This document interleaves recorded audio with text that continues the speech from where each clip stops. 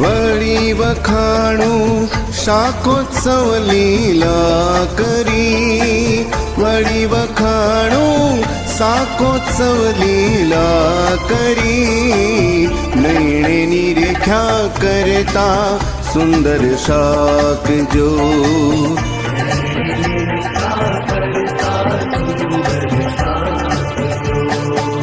દ્વાદશ મણ એકાક્ષર તો વઘારમાં,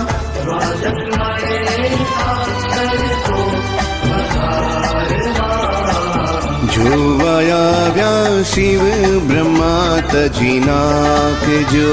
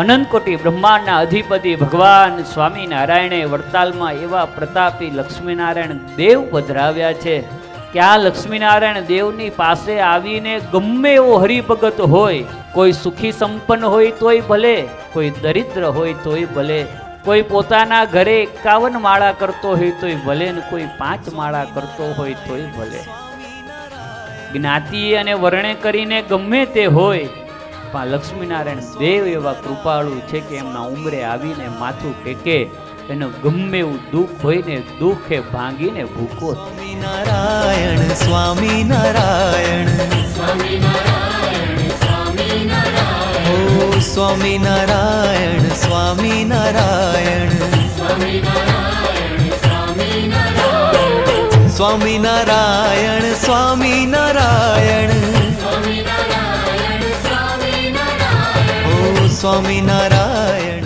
તમે તમારા માતા પિતાની આજ્ઞામાં રહેશો તો એ તમારા ઉપર રાજી થશે, તમારા સંતાનો તમારી આજ્ઞામાં રહેશે તો તમે એના ઉપર રાજી રહેશો, શિષ્યો સદગુરુની આજ્ઞામાં રહે તો એના ઉપર રાજી રહે.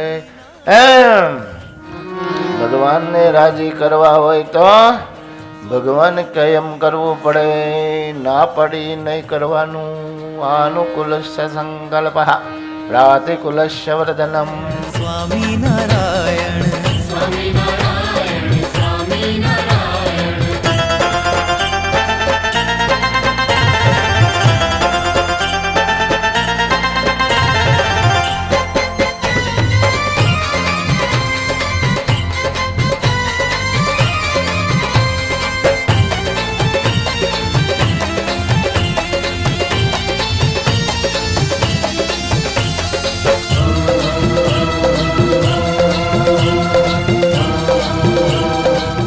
આપણના બધાયની આસ્થા, શ્રદ્ધા, ભક્તિ, મનની ઈચ્છાઓને પૂર્ણ કરતા લક્ષ્મીનારાયણ દેવના મંદિરનું નિર્માણ કાર્ય પણ ભગવાન સ્વામિનારાયણે બ્રહ્માનંદ સ્વામીને સોંપ્યું હતું.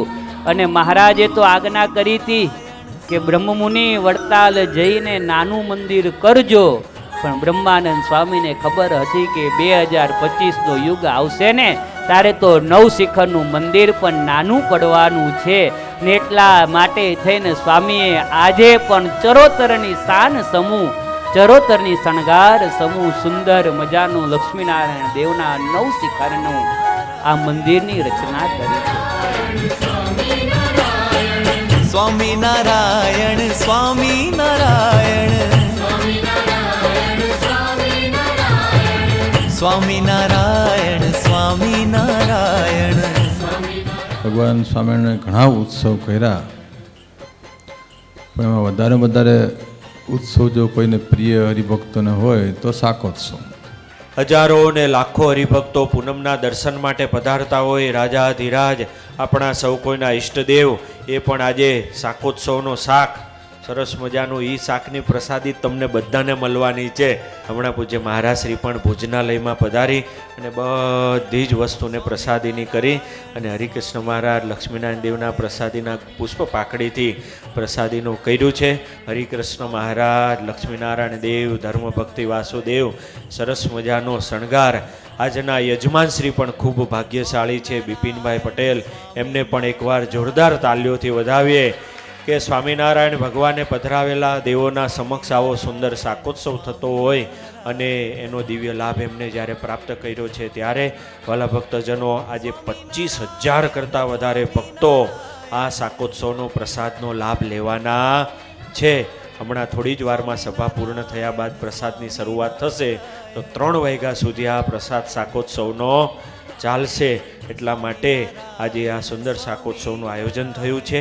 સ્વામી ભગવાને તો કીધું જ છે કે નાનું કરજો, મોટું ન કરશો, પણ પછી મોટું આદર્યું નવું શિખરનું.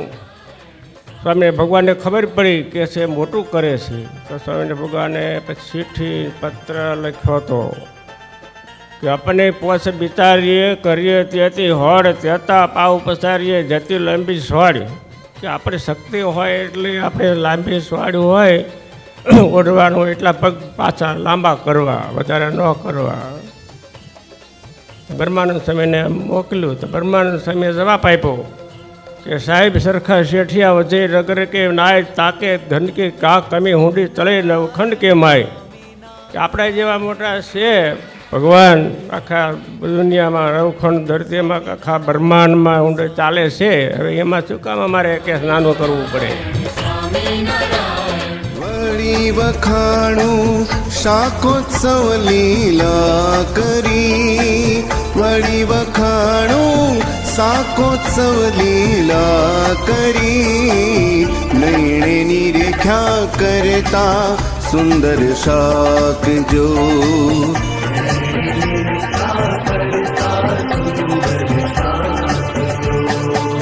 દ્વાદશ મણ એકાક્ષર તો વઘારમાં,